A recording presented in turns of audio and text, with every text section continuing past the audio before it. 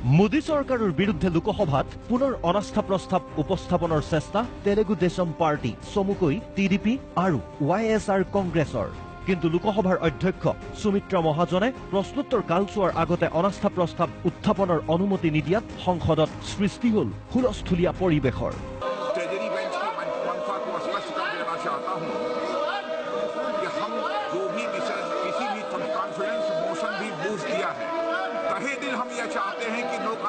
পৰিণতিত সোমবাৰে স্থগিত ৰখা হল লোকসভাৰ সকলো কাম কাজ।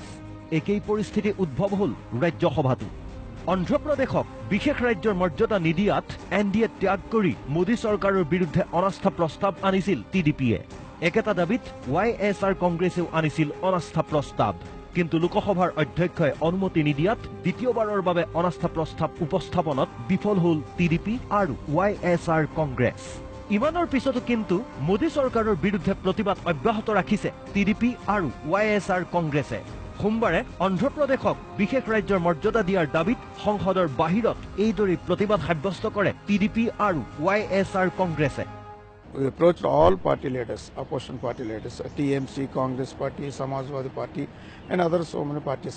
OIC, MIM, OIC also supported to the no confidence motion. মন কৰিবলগীয়া কথাটো হল টিডিপি আৰু ওয়াইএসআৰ কংগ্ৰেছে উপস্থাপন কৰা অনাস্থা প্ৰস্তাৱৰ প্ৰতি পূৰ্ণ সমৰ্থন জনাইছে কংগ্ৰেছ, সিপিএম আৰু তৃণমূল কংগ্ৰেছে। সোমবাৰে টিডিপিৰ সৈতে একেলগে প্ৰতিবাদ কৰিলে কংগ্ৰেছ নেত্ৰী ৰেণুকা চৌধুৰীয়ে। We are continuing to fight for that, for implementing this, because this was the assurance given by us.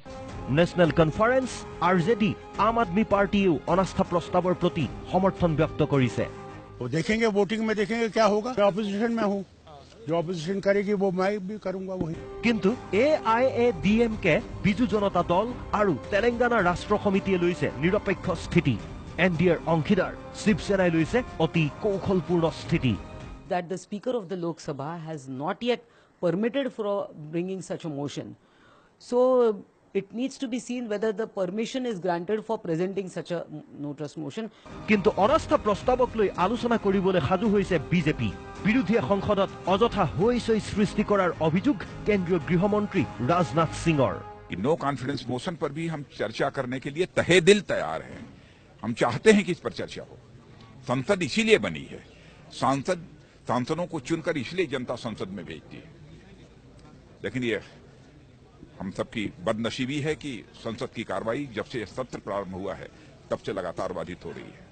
হলেও কিন্তু অন্ধ্ৰপ্ৰদেশক বিশেষ ৰাজ্যৰ মৰ্যাদা দিয়াৰ দাবীত উদ্ভৱ হোৱা ৰাজনৈতিক পৰিস্থিতি বিজেপিৰ বাবে এতিয়া হৈ পৰিছে চৰম অস্বস্তিদায়ক।